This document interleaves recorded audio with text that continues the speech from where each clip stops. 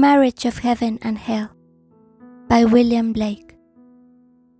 The argument. Rita Ro roars and shakes his fires in the burdened air. Hungry clouds swag on the deep. Once meek, and in a perilous path, the just man kept his course along the vale of death.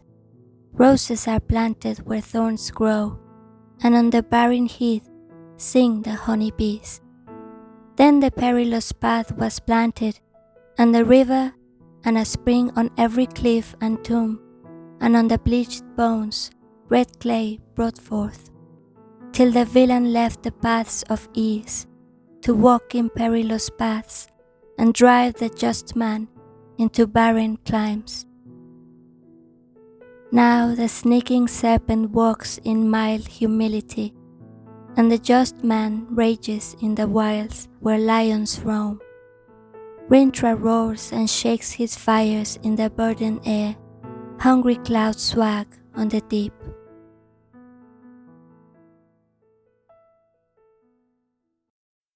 As a new heaven is begun, and it is now 33 years since its advent, the eternal hell revives, and lo, Swedenborg is the angel sitting at the tomb. His writings are the linen clothes folded up.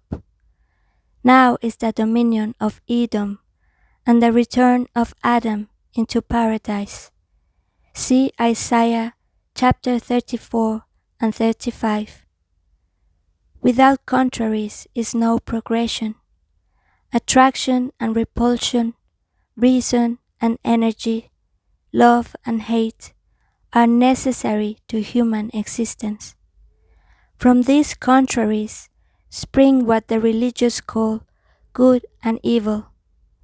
Good is the passive that obeys reason. Evil is the active springing from energy. Good is heaven, evil is hell.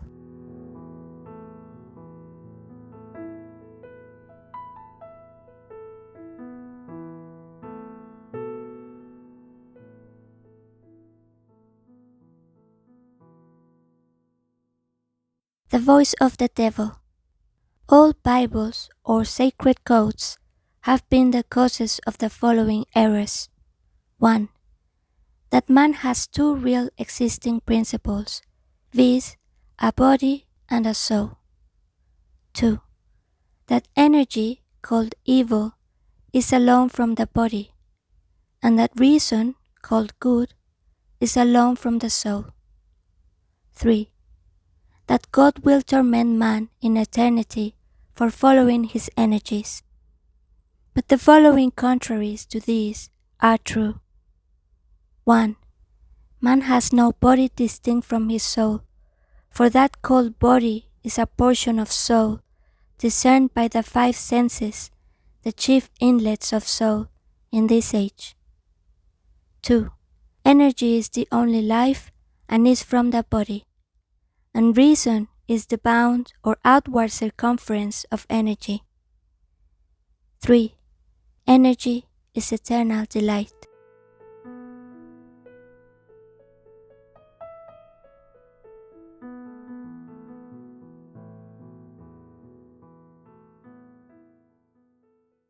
Those who restrain desire do so because theirs is weak enough to be restrained, and the restrainer or reason usurps its place and governs the unwilling, and being restrained by degrees becomes passive till it is only the shadow of desire. The history of this is written in Paradise Lost, and the governor or reason is called Messiah, and the original archangel or possessor of the command of the heavenly host is called the devil or Satan, and his children are called sin and death. But in the book of Job, Milton's Messiah is called Satan, for this history has been adopted by both parties. It indeed appeared to reason as if desire was cast out, but the devil's account is that the Messiah fell and formed a heaven of what he stole from the abyss. This is shown in the Gospel, where he prays to the Father to send a comforter or desire that reason may have ideas to build on, the Jehovah of the Bible being no other than he who dwells in flaming fire. Know that after Christ's death, he became Jehovah. But in Milton, the Father is destiny, the Son, a ratio of the five senses, and the Holy Ghost, vacuum. Note: the reason Milton wrote in fetters when he wrote of angels and God, and at liberty when of devils and hell, is because he was a true poet and of the devil's party without knowing it. A memorable fancy. As I was walking among the fires of hell, delighted with the enjoyments of genius, which to angels look like torment and insanity, I collected some of their proverbs, thinking that as the sayings used in a nation mark its character, so the proverbs of hell show the nature of infernal wisdom better than any description of buildings or garments. When I came home, on the abyss of the five senses, where a flat-sided steep frowns over the present world, I saw a mighty devil folded in black clouds, hovering on the sides of the rock. With corroding fires, he wrote the following sentence now perceived by the minds of men and read by them on earth. How do you know but every bird that cuts the airy way is an immense world of delight, closed by your senses five?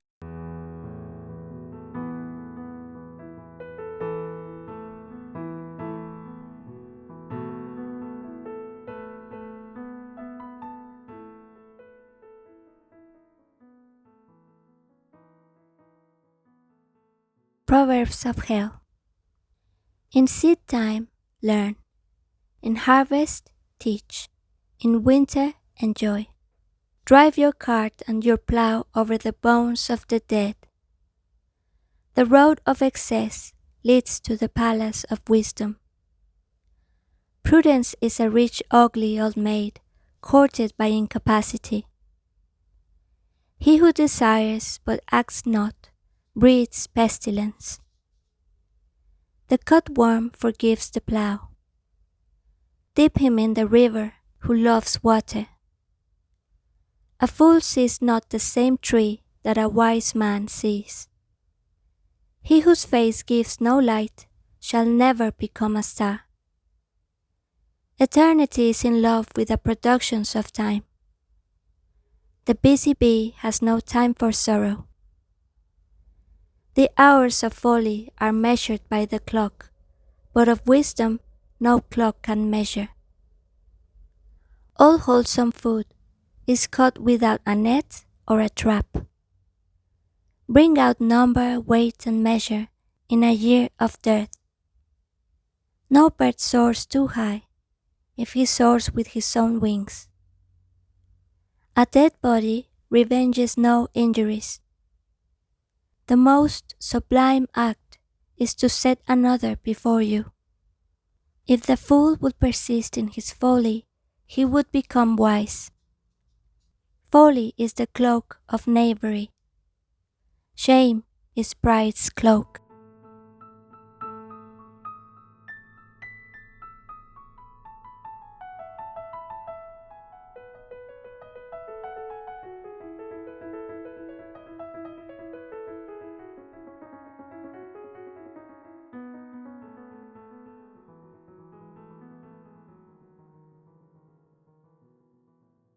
Prisons are built with stones of law, brothels with bricks of religion.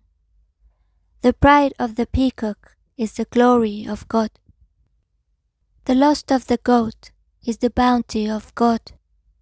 The wrath of the lion is the wisdom of God. The nakedness of woman is the work of God. Excess of sorrow laughs, excess of joy weeps.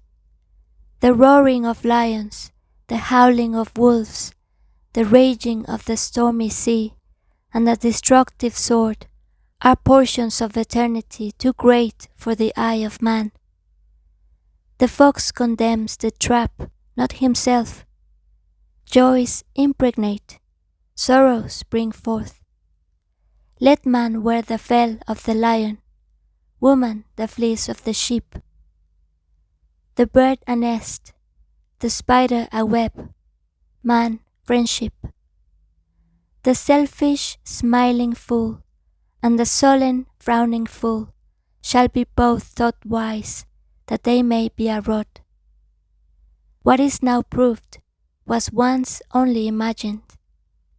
The rat, the mouse, the fox, the rabbit watched the roots. The lion, the tiger, the horse, the elephant watched the fruits. The cistern contains, the fountain overflows. One thought fills immensity. Always be ready to speak your mind, and a base man will avoid you. Everything possible to be believed is an image of truth. The eagle never lost so much time as when he submitted to learn of the crow.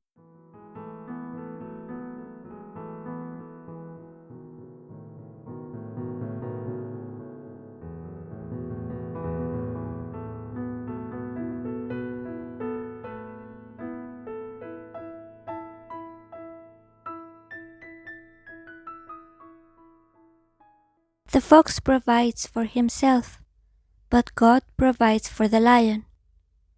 Think in the morning, act in the noon, eat in the evening, sleep in the night. He who has suffered you to impose on him knows you. As the plough follows words, so God rewards prayers. The tigers of wrath are wiser than the horses of instruction. Expect poison from standing water. You never know what is enough unless you know what is more than enough. Listen to the fool's reproach. It is a kingly title. The eyes of fire, the nostrils of air, the mouth of water, the beard of earth.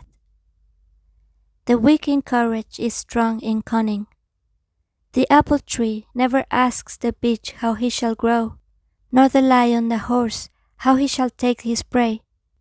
The thankful receiver bears a plentiful harvest. If others had not been foolish, we should be so.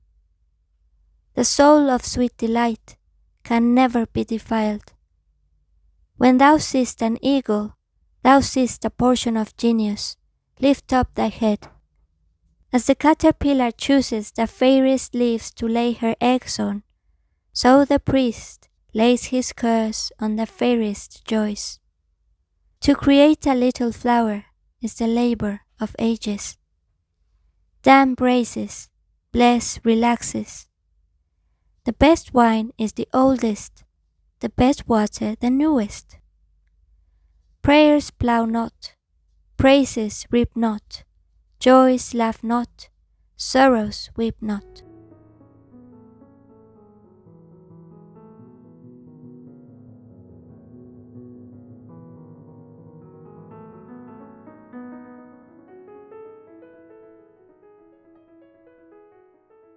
The head sublime, the heart pathos, the genitals beauty, the hands and feet proportion.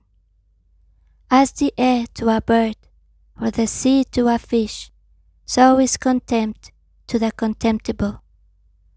The crow wished everything was black, the owl that everything was white. Exuberance is beauty. If the lion was advised by the fox, he would be cunning. Improvement makes straight roads, but the crooked roads without improvement are roads of genius. Sooner mother an infant in its cradle than nurse unacted desires. Where man is not, nature is barren. Truth can never be told so as to be understood and not be believed. Enough or too much.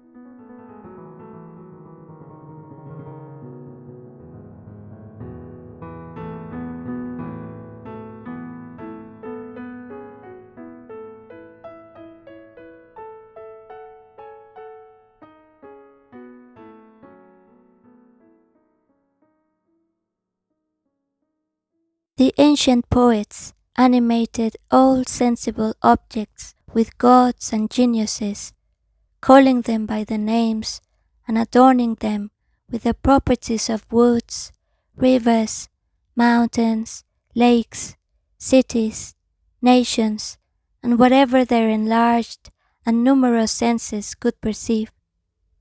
And particularly they studied the genius of each city and country, placing it under its mental deity, till a system was formed, which some took advantage of and enslaved the vulgar by attempting to realize or abstract the mental deities from their objects. Thus began priesthood, choosing forms of worship from poetic tales, and at length they pronounced that the gods had ordered such things. Thus men forgot that all deities reside in the human breast. A memorable fancy. The prophets Isaiah and Ezekiel dined with me, and I asked them how they dared so roundly to assert that God spoke to them, and whether they did not think at the time that they would be misunderstood, and so be the cause of imposition.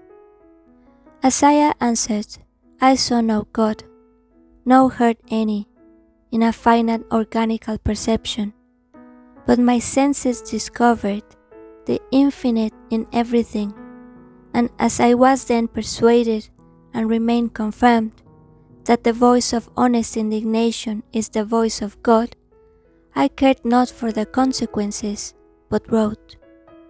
Then I asked, does a firm persuasion that a thing is so make it so? He replied, all poets believe that it does, and in ages of imagination, this firm persuasion removed mountains, but many are not capable of a firm persuasion of anything. Then Ezekiel said, the philosophy of the East taught the first principles of human perception. Some nations held one principle for the origin, and some another. We of Israel taught that the poetic genius, as you now call it, was the first principle, and all the others merely derivative, which was the cause of our despising the priests and philosophers of other countries, and prophesying that all gods would at last be proved to originate in ours, and to be the tributaries of the poetic genius. It was this that our great poet King David desired so fervently, and invoked so pathetically, saying by this he conquers enemies and governs kingdoms. And we so loved our God that we caused in his name all the deities of surrounding nations, and asserted that they had rebelled. From these opinions the vulgar came to think that all nations would at last be subject to the Jews. This, said he, like all firm persuasions, is come to pass, for all nations believe the Jews' God and worship the Jews' God, and what greater subjection can be? I heard this with some wonder, and must confess my own conviction. After dinner, I asked Isaiah to favor the world with his lost works. He said none of equal value was lost. Ezekiel said the same of his. I also asked Isaiah what made him go naked and barefoot 3 years. He answered, the same that made our friend Diogenes the Grecian. I then asked Ezekiel why he eat dung and lay so long on his right and left side. He answered, the desire of raising other men into a perception of the infinite. This is the North American tribe's practice, and is he honest who resists his genius or conscience only for the sake of present ease or gratification?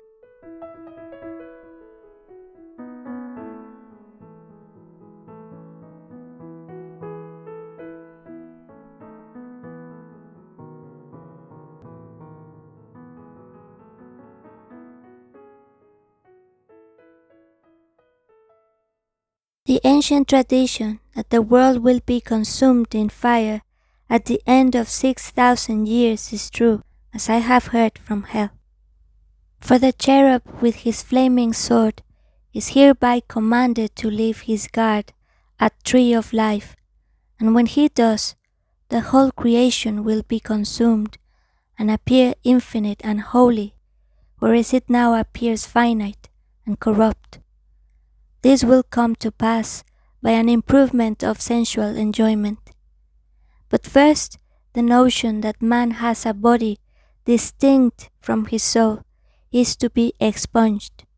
This I shall do by printing in the infernal method by corrosives, which in hell are salutary and medicinal, melting apparent surfaces away and displaying the infinite which was hid.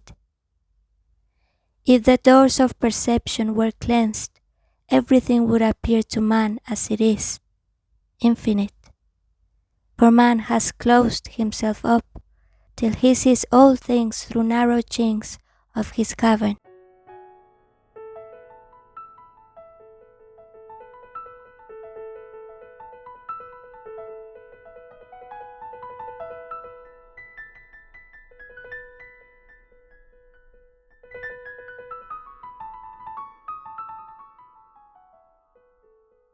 A memorable fancy.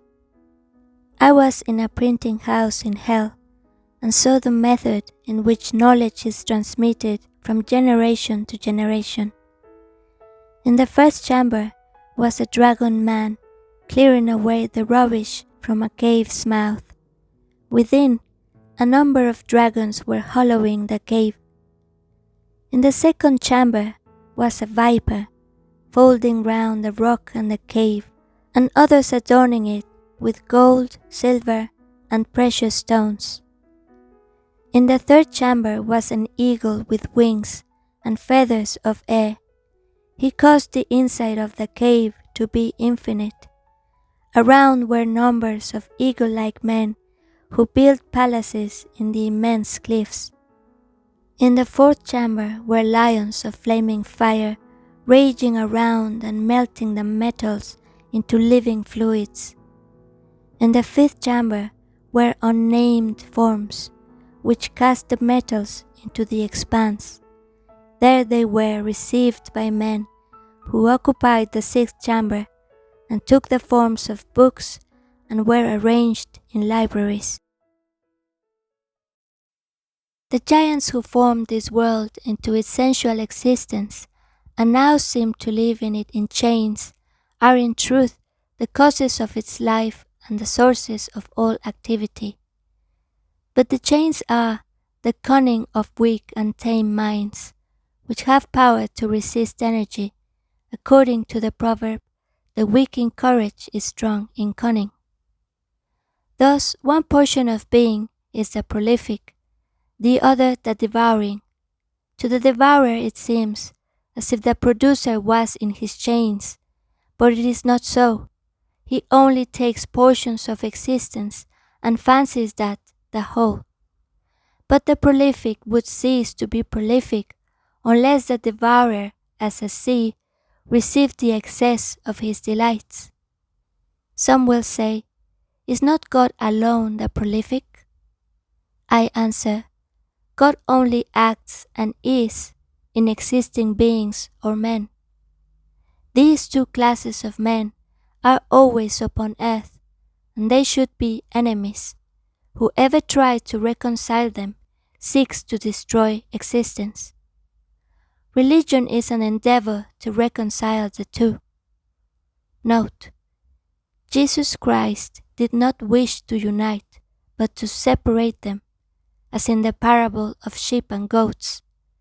And he says, I came not to send peace, but a sword. Messiah or Satan or Tempter was formerly thought to be one of the antediluvians who are our energies.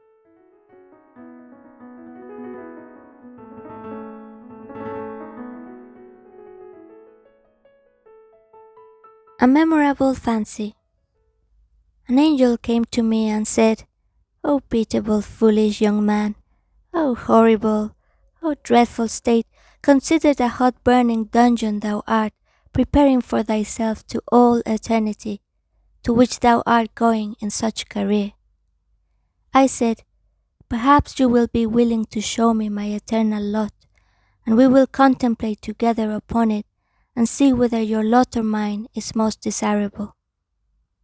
So he took me through a stable and through a church and down into the church vault, at the end of which was a mill. Through the mill we went, and came to a cave. Down the winding cavern we groped our tedious way, till a void boundless as a nether sky appeared beneath us, and we held by the roots of trees and hung over this immensity. But I said, if you please, we will commit ourselves to this void, and see whether Providence is here also. If you will not, I will. But he answered, do not presume, O young man, but as we here remain, behold thy lot, which will soon appear when the darkness passes away. So I remained with him sitting in the twisted root of an oak. He was suspended in a fungus which hung with the head downward into the deep. By degrees we beheld the infinite abyss, fiery as the smoke of a burning city. Beneath us at an immense distance was the sun, black but shining. Round it were fiery tracks on which revolved vast spiders, crawling after the prey, which flew, or rather swam, into the infinite deep, in the most terrific shapes of animals sprung from corruption, and the air was full of them, and seemed composed of them. These are devils, and are called powers of the air. I now asked my companion which was my eternal lot. He said, between the black and white spiders. But now, from between the black and white spiders, a cloud and fire burst and rolled through the deep blackening all beneath, so that the nether deep grew black as a sea, and rolled with a terrible noise. Beneath us was nothing now to be seen but a black tempest, till looking east between the clouds and the waves, we saw a cataract of blood, mixed with fire, and not many stones thrown from us, appeared and sunk again, the scaly fold of a monstrous serpent. At last to the east, distant about 3 degrees, appeared a fiery crest above the waves. Slowly it reared like a ridge of golden rocks, till we discovered 2 globes of crimson fire, from which the sea fled away in clouds of smoke. And now we saw. It was the head of Leviathan. His forehead was divided into streaks of green and purple, like those on a tiger's forehead. Soon we saw his mouth, and red gills hang just above the raging foam, tinging the black deep with beams of blood, advancing towards us with all the fury of spiritual existence. My friend the angel climbed up from his station into the mill. I remained alone, and then this appearance was no more, but I found myself sitting on a pleasant bank beside a river by moonlight, hearing a harper who sung to the harp, and his theme was, the man who never alters his opinion is like standing water, and breeds reptiles on the mind. But I arose and sought for the mill, and there I found my angel, who surprised asked me how I escaped. I answered, all that we saw was owing to your metaphysics, for when you ran away, I found myself on a bank by moonlight, hearing a harper. But now we have seen my eternal lot, shall I show you yours? He laughed at my proposal, but I by force suddenly caught him in my arms, and flew westerly through the night, till we were elevated above the earth's shadow. Then I flung myself with him directly into the body of the sun. Here I clothed myself in white, and taking in my hand Swedenborg's volumes, sung from the glorious climb, and passed all the planets till we came to Saturn. Here I stayed to rest, and then leaped into the void, between Saturn and the fixed stars. Here, said I, is your lot in this space, if space it may be called. Soon we saw the stable and the church, and I took him to the altar and opened the Bible, and lo, it was a deep pit, into which I descended, driving the angel before me. Soon we saw 7 houses of brick. One we entered. In it were a number of monkeys, baboons, and all of that species changed by the middle, grinning and snatching at one another, but withheld by the shortness of their chains. However, I saw that they sometimes grew numerous, and then the weak were caught by the strong, and with a grinning aspect, first coupled with and then devoured, by plucking off first one limb and then another, till the body was left a helpless trunk. This, after grinning and kissing it with seeming fondness, they devoured too. And here and there I saw one savorily picking the flesh of his own tail. As the stench terribly annoyed us both, we went into the mill, and I in my hand brought the skeleton of a body, which in the mill was Aristotle's Analytics. So the angel said, "Thy fantasy has imposed upon me, and thou oughtest to be ashamed." I answered, "We impose on one another, and it is but lost time to converse with you whose works are only analytics." Opposition is true friendship.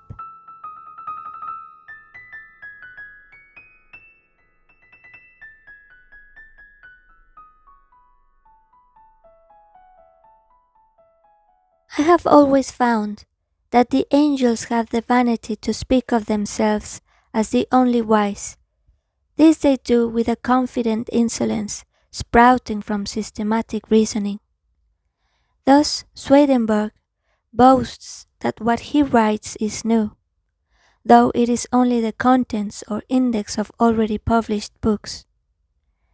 A man carried a monkey about for a show, and because he was a little wiser than the monkey, grew vain, and conceived himself as much wiser than 7 men. It is so with Swedenborg. He shows the folly of churches and exposes hypocrites, till he imagines that all are religious, and himself the single one on earth that ever broke a net. Now hear a plain fact. Swedenborg has not written one new truth. Now hear another. He has written all the old falsehoods. And now hear the reason. He conversed with angels who are all religious, and conversed not with devils who all hate religion, for he was incapable through his conceited notions. Thus, Swedenborg's writings are a recapitulation of all superficial opinions, and an analysis of the more sublime, but no further. Have now another plain fact. Any man of mechanical talents may from the writings of Paracelsus or Jacob Behmen produce 10,000 volumes of equal value with Swedenborg's, and from those of Dante or Shakespeare an infinite number. But when he has done this, let him not say that he knows better than his master, for he only holds a candle in sunshine. A memorable fancy. Once I saw a devil in a flame of fire, who arose before an angel that sat on a cloud, and the devil uttered these words: "The worship of God is honoring his gifts in other men, each according to his genius, and loving the greatest men best. Those who envy or calumniate great men hate God, for there is no other God." The angel hearing this became almost blue, but mastering himself he grew yellow, and at last white pink and smiling, and then replied, "Thou idolater, is not God one? And is not he visible in Jesus Christ? And has not Jesus Christ given his sanction to the law of 10 commandments? And are not all other men fools, sinners, and nothings?" The devil answered, "Bray a fool in a mortar with wheat, yet shall not his folly be beaten out of him. If Jesus Christ is the greatest man, you ought to love him in the greatest degree. Now, hear how he has given his sanction to the law of 10 commandments. Did he not mock at the Sabbath, and so mock the Sabbath's God? Murder those who were murdered because of him? Turn away the law from the woman taken in adultery? Steal the labor of others to support him? Bear false witness when he omitted making a defense before Pilate? Covet when he prayed for his disciples, and when he bid them shake off the dust of their feet against such as refused to lodge them? I tell you, no virtue can exist without breaking these 10 commandments. Jesus was all virtue and acted from impulse, not from rules. When he had so spoken, I beheld the angel who stretched out his arms embracing the flame of fire, and he was consumed and arose as Elijah. Note, this angel, who is now become a devil, is my particular friend. We often read the Bible together in its infernal or diabolical sense, which the world shall have if they behave well. I have also the Bible of hell, which the world shall have whether they will or no. One love for the lion and ox is oppression.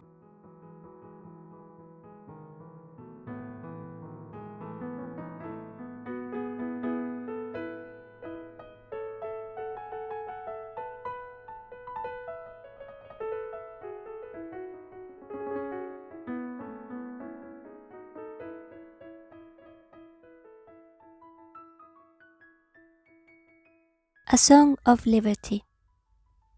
1. The eternal female groaned. It was heard over all the earth. 2. Albion's coast is sick silent. The American meadows faint. 3. Shadows of prophecy shiver along by the lakes and the rivers and mutter across the ocean. France rent down thy dungeon. 4. Golden Spain bursts the barriers of old Rome. 5. Cast thy keys, O Rome, into the deep down falling, even to eternity down falling. 6. And weep and bow thy reverend locks. 7. In her trembling hands she took the newborn terror howling. 8. On those infinite mountains of light now barred out by the Atlantic Sea, the newborn fire stood before the starry king. 9. Flagged with grey-browed snows and thunderous visages, the jealous wings waved over the deep. 10. The speary hand burned aloft, unbuckled was the shield, forth went the hand of jealousy among the flaming hair, and hurled the newborn wonder through the starry night. 11. The fire is falling. 12. Look up, O citizen of London, enlarge thy countenance. O Jew, leave counting gold, return to thy oil and wine. O African, like African, go, wing thought widen his forehead. 13. The fiery limbs, the flaming hair, shot like sinking sun into the western sea. 14. Waked from his eternal sleep, the hoary element roaring fled away. 15. Down rushed, beating his wings in vain, the jealous king. His grey-browed counsellors, thunderous warriors, curled veterans, among helms and shields and chariots, horses, elephants, banners, castles, slings, and rocks. 16. Falling, rushing, ruining, buried in the ruins, on Orthanas's dens. 17. All night beneath the ruins, Then their solemn flames, faded, emerged round the gloomy king. 18. With thunder and fire, leading his starry hosts through the waste wilderness, he promulgates his 10 commands, glancing his beamy eyelids over the deep in dark dismay. 19. Where the sun of fire in his eastern cloud, while the morning plumes her golden breast. 20. Spurning the clouds written with curses, stamps the stony law to dust, loosing the eternal horses from the dens of night, crying, Empire is no more, and now the lion and wolf shall cease.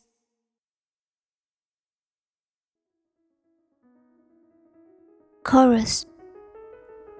Let the priests of the raven of dawn, no longer in deadly black, with hoarse note curse the sons of joy, nor his accepted brethren, whom tyrant he calls free, lay the bound or build the roof, nor pale religious lechery call that virginity that wishes but acts not, for everything that lives is holy.